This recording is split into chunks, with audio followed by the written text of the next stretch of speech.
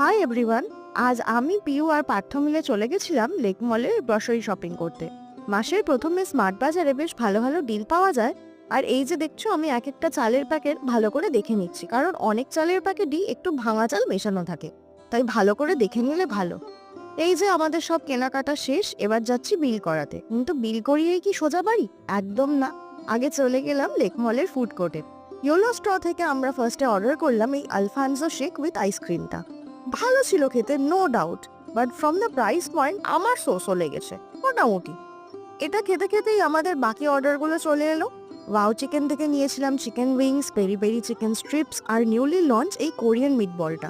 আর fish company থেকে আমার প্রিয় ফিশ ফ্রাইটাও কিন্তু বাদ যায়নি। প্রত্যেকটা খাবারই খুব ভালো ছিল। আমার মিটবল খুব একটা ভালো লাগে না, বাট এই মিটবলটা সত্যিই খুব সুন্দর খেতে ছিল। ব্যাস, খাওয়া দাওয়া আড্ডা সেরে চললাম এবার বাড়ির পথে। দেখা হবে পরের ব্লগে। টাটা।